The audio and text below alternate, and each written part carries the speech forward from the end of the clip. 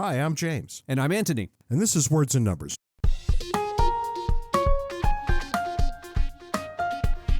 Given your very lengthy absence, we can't have front matter like we usually do, and everybody's going to be angry about it. We're looking at you, Johannes Hujumboom. He got very obnoxious about this not too long. You got to stop that. He holds our feet to the fire. Anytime we do something strange with the front matter, we hear from Johannes. Look, I am dispositionally conservative. I know change is bad, but Ant's off in some remote village in Spain trying to walk to a church that he could have taken a bus to. But, we all do whatever idiotic things we want to do, but that means we have to do this, and I don't want to hear any noise about it.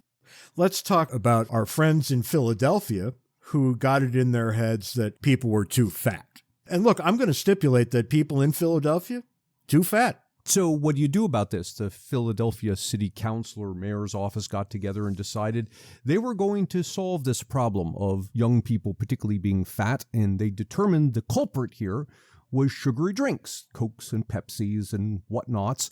And so what do? You want people to drink less of these things? Let's tax it.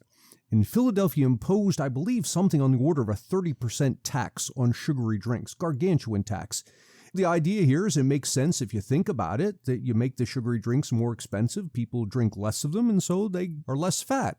What happened here is when Philadelphia imposed this tax, there was a significant decline in sales of sugary drinks. The people who are for government intervention like this cheered and said, look, here we have government regulation working exactly the way we intended it. We saw this problem, people being fat, and we saw a solution, put a tax on sugary drinks, and lo and behold, people are now buying less sugary drinks. To which economists respond, well, hang on.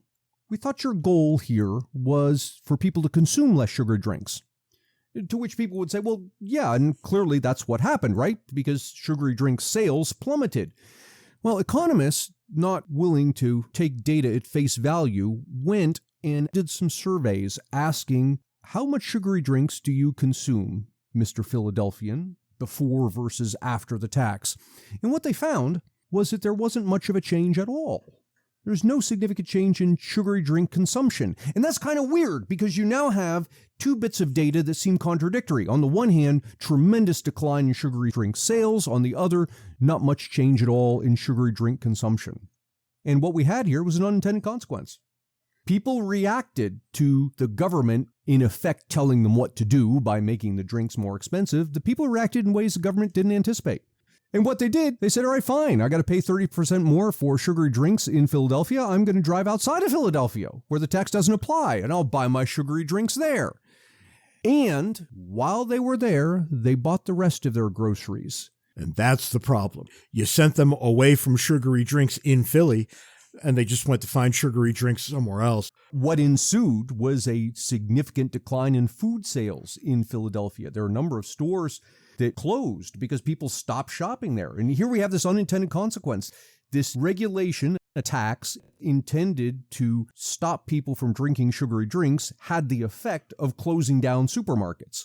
Supermarkets in Philadelphia were already under a lot of pressure to begin with.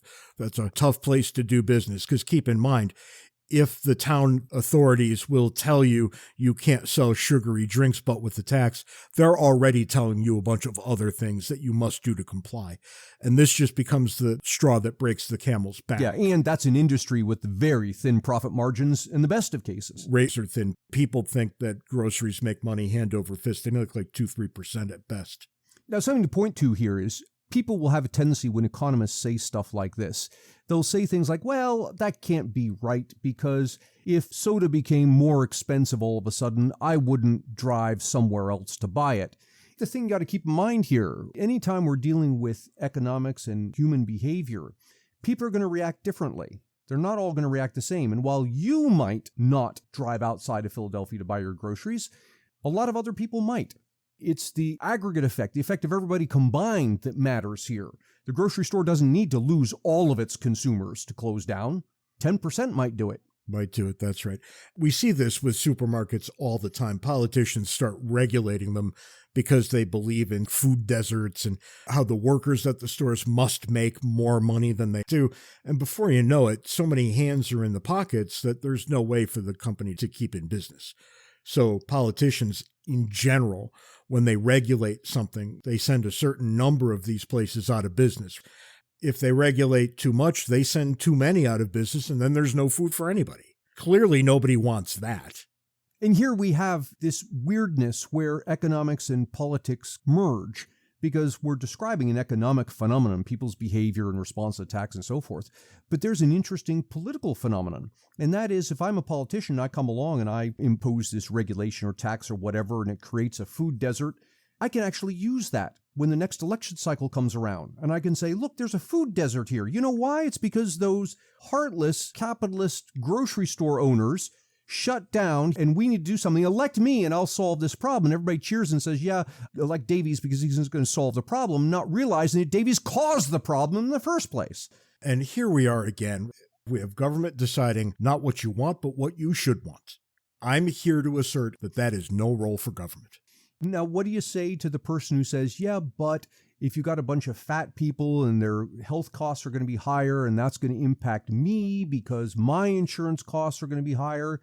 To which I say, yeah, but the only reason it's impacting you is because we've involved government in healthcare markets in the first place. If it wasn't involved, the insurers would split us apart and say, you fat people, we're going to charge you more, and the other people are going to charge you less, but you can't do that under current healthcare laws. It wasn't all that long ago when insurers would declare a weight. And if you were above that specific weight that they said, your rates were going to be higher. Really? I don't recall that. The weight at the time was 240 pounds. And there were a lot of people over 240, but not nearly as many as now. You can take a walk outside and know that, oh boy, we have a very sizable percentage of our population over 240 pounds. As luck would have it for them, they can no longer be discriminated against in that way. One way to look at it is discrimination. They can't be discriminated against in that way, but that comes at a cost. And the cost is the rest of us who aren't over 240 pounds now have to subsidize those who are. And you can argue that maybe that's the way we want it. That's fine, but understand that there's a cost to these things. There's a trade-off. To get more Ant and James, buy a copy of our excellent book, Cooperation and Coercion. You can find the paper and electronic versions on Amazon and the audio version on Audible. If you'd like to support Words and Numbers, make your way over to patreon.com/wordsandnumbers, where you can contribute to our podcast-making habits. If you'd like to schedule us to come speak at your event, be it corporate or educational, or have James officiate at your wedding, send us an email at wordsandnumberspodcast@gmail.com. James Stacey Taylor joins us this week. James is Associate Professor of Philosophy, Religion, and Classical Studies at the College of New Jersey. He has written numerous research articles for, among others, the Journal of Medical Ethics, the Journal of Medicine and Philosophy, the Journal of Philosophical Research, and Social Philosophy and Policy. He's the editor of Personal Autonomy, published by Cambridge University Press, The Metaphysics and Ethics of Death, published by Oxford University Press, and has authored Stakes in Kidneys, Why Markets in Human Body Parts Are Morally Imperative, Practical Autonomy and Bioethics, Death, Posthumous Harm, and Bioethics, and most recently, Markets with Limits, The Merits of Market-Critical Arguments, which you can find on Amazon. There's a link in the show notes. James joins us for a two-part episode in which we discuss the fact that people have intense emotional reactions to buying and selling certain things. Among them, for example, sex, body parts, and votes. James joins us to ask the question, is it possible that markets shouldn't or can't handle these things? There was a fascinating discussion in your book about queuing and paying people to stand in line. You said I shouldn't say you said, I believe you were quoting someone else who said... Michael Sandel. Yes, it was Sandel, who said something to the effect of, well, it should be okay to pay to move to the front of the line because how much you're willing to pay indicates the value to you of being further up. That sounds okay on its face until I stop to think about it, and I think you gave this criticism as well, that, well, it matters as well what you're able to pay. Right.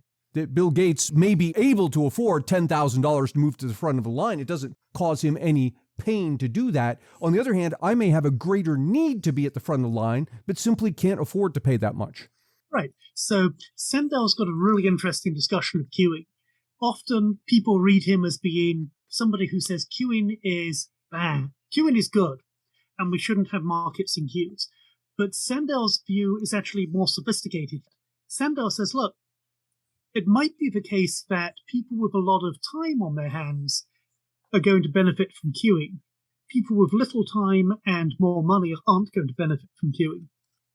So it's an open question, says Sandel, whether queuing would allocate goods better than markets. Because if you have a straightforward market system, then you could pay James Harrigan to stand in the queue for you, because James Harrigan's time is worth pretty much nothing. He's willing to make a few bucks to stand in the queue. And then when he gets to the queue, you just pop in and take his place. So there we've essentially sold the good, even though it appears we've got a queue. Right. But it might be the case that I don't have very much money, so I can't actually pay somebody like Harrigan to stand in the queue, but I just love whatever good is being distributed by the queue. In Michael Sandel's example, it's access to Shakespeare in the Park in New York City. People perform Shakespeare in Central Park, and they distribute tickets by queuing. So Sandel says, look, queues might actually work really well. Imagine that everybody who just loves Shakespeare in the Park is relatively impoverished. A queue will get the tickets for Shakespeare in the Park into the hands of real fans. But, says Sandel, that's not necessarily the case. It might be that everybody who loves Shakespeare in the Park are people with a lot of money, and they'll just buy everybody out of the queue.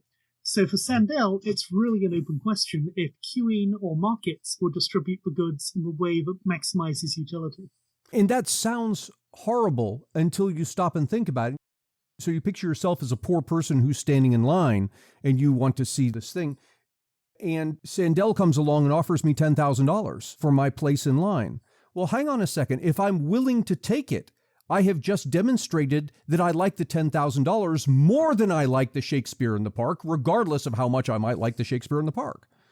If you're the poor person in the queue, yeah, you've done that. Yeah, if I'm the poor person in the queue. But now imagine that Sandel walks around with $10,000 and just hires random people off the street. Right. So I think that his worry is it's not that you could buy people out of queues. It's that you will put people into queues who have no interest in the good being distributed. Okay. So now, go ahead, James. Anthony and I talk about this every time there's a natural disaster and how things get rationed.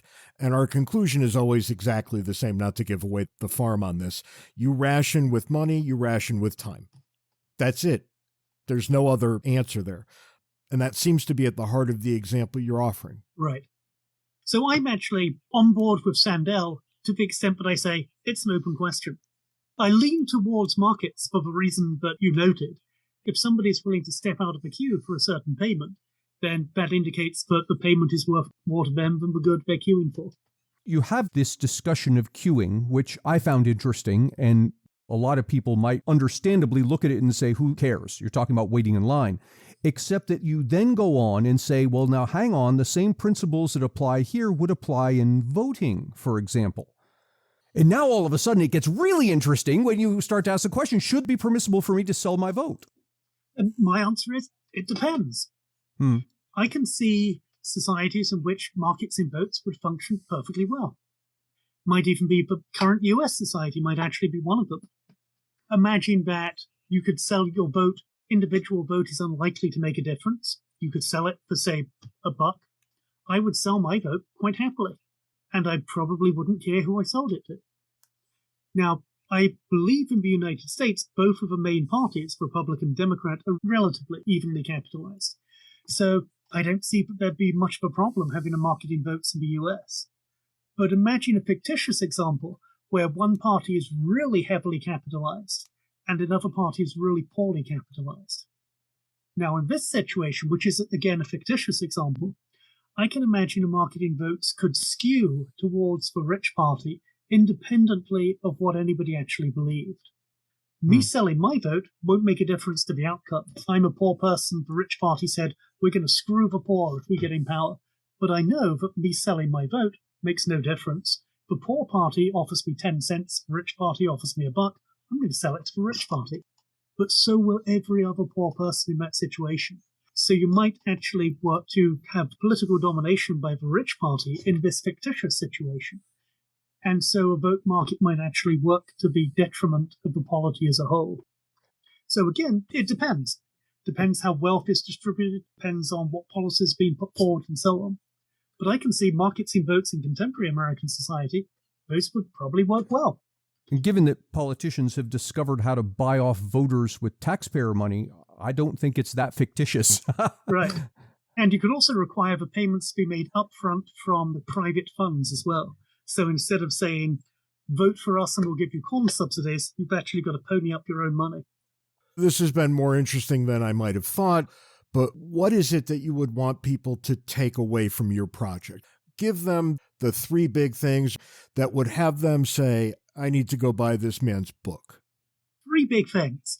First is, I think that discussions of the limits of markets are much more interesting than we often give them credit for. So often we might think of, when we talk of the moral limits of markets, we might frame it in terms of, here are some things that can be given away but should never be sold. You can donate a kidney, you can't sell it. You can cost your vote, but you can't sell it. That might be one aspect of the discussions over the moral limits of markets, but there's lots more which are way more interesting. So are there certain goods which simply cannot be bought and sold?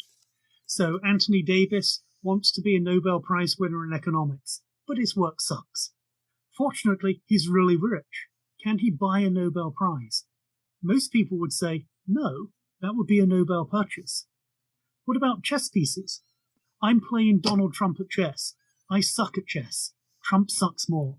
But every time Trump wants one of my pieces, he offers me $10,000 for it. So I sell him my rook, then I sell him a knight, then I sell him a pawn. I say it's 20 grand for the queen. He says, that sounds good. I make a crap load of money and Donald Trump beats me at chess. But has he really beaten me at chess? Most people would say no, because you can't buy and sell chess pieces during the game of chess. So there's some stuff, prizes, chess pieces, honors, which you just cannot buy and sell without destroying the type of good it is. There also might be other goods, which we might think there's 2 versions of them. There's loving sex and there's paid sex, for example. I can see somebody saying, look, if you buy sex, that's different from if you actually had sex without payment. It's a different type of good.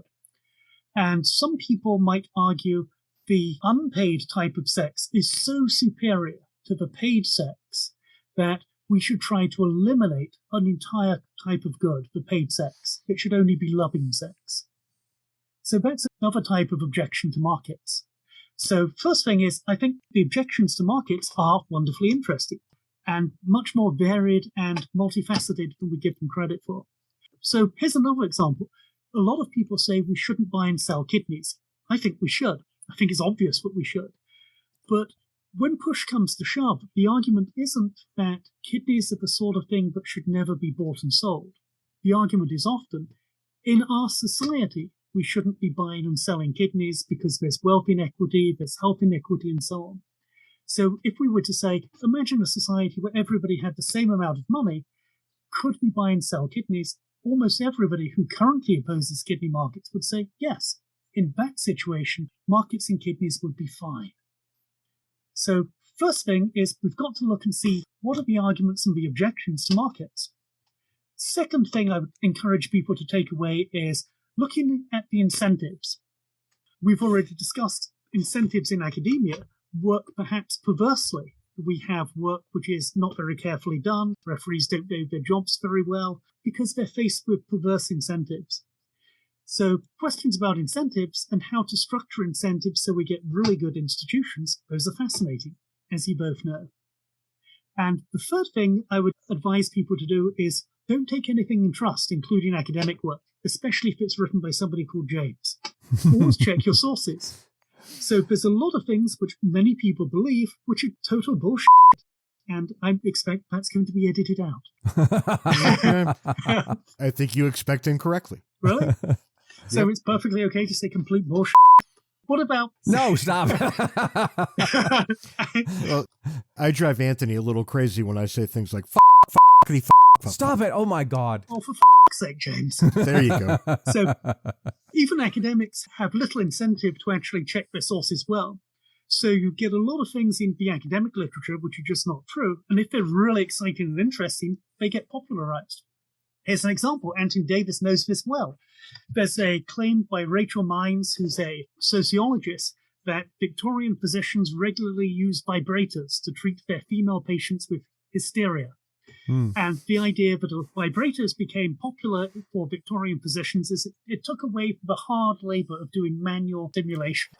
This is repeated frequently. The idea is, look, there's this salacious episode in Victorian medicine where women were diagnosed with hysteria and vibrators were used to cure it. There's even been a movie made about this called Hysteria. But it's absolute bullshit. Two academics, Halle Lieberman and Eric Schwartzberg, took Rachel Mains's book and actually did the hard work of working their way through all of historical sources. And it turned out that she'd just got everything wrong. Victorian physicians didn't do this. There's no evidence this occurred, but it's a widely held belief. Another one is Eskimos have lots and lots of words for snow. Every anthropology department will probably tell you this in an introduction to anthropology course, because it's exciting. Eskimos are weird and exotic. They put grandma on ice floes. They rub noses. They eat raw seal. They have lots of words for snow because snow is just so incredibly important to them. It structures how they see the world. A linguist called Jane Martin back in 1986 actually said, this is fascinating as a linguist. So she worked her way through all the primary sources, and it turns out, once again, that's bullshit. Yeah. So there's a lot of claims that are being made which are simply not true. People don't check their sources, they don't work their way through to the original evidence, and they propagate things which are exciting but untrue. The third thing is always check your sources if you possibly can, and just be generally skeptical of things which are really exciting and really weird. Even if they're peer-reviewed. Even if they're peer-reviewed. Especially. Rachel Mains's book won prizes. It's repeated hundreds of times in the academic literature. Nobody actually went back and checked the sources because they have little incentive to do so. And Anthony and I might be up against exactly this kind of thing. I would dare say the most popular article we ever wrote together is the one on the Cobra effect. That's right. Did you have any sources for that? And there might not have been a Cobra effect. It sounds good and it rings true, but this particular example might be incorrect. We had a close shave on that. We talk about the Cobra effect when we talk about unintended consequences, and we had it in our book, Cooperation and Coercion. And the book was already in the hands of the publisher. It was down to the last edits where it's just a matter of punctuation. And somebody wrote us and said, guys, the Cobra effect isn't a thing. And so I went and started digging deeper. I already had sources, but digging deeper into the sources, and I found the sources were circular. A referenced B, referenced C, referenced A. And so we managed to get hold of the publisher. We couldn't take it out, so we inserted a couple of sentences saying, okay, this is a popular story, but it turns out not to be true. Yeah, it's what I called a woozle from Winnie the Pooh. Winnie the Pooh is walking in snow. He's tracking an animal he thinks is a woozle, and he walks around a wood, and then he sees there's these tracks going around the wood, so he walks around it again, and then he thinks, holy crap, now there's two of these things. Then Piglet joins in, and they walk around hunting the woozle, and the woozle's been joined by a third type of animal, and then Piglet gets scared and runs off. And that's exactly what often happens in academic references. Something gets cited so many times, people just cite the person who cites it, and then we get false claims. I don't think there has ever been a better note to close on than Winnie the Pooh and the Woozle. The Woozles. So on that happy note, James, thanks for stopping by. This was terrific. Thank you, James. That's all the time we've got this week on Words and Numbers. Be sure to join us next week. You can follow us on Twitter. Handles are in the show notes. You can join our Backstage group on Facebook where the conversation continues. And you can send James Stacey Taylor hate mail at wordsandnumberspodcast@gmail.com. Yeah, and you guys with the hate mail, you need to up your game. It hasn't been crazy enough lately, so dial it up a little bit.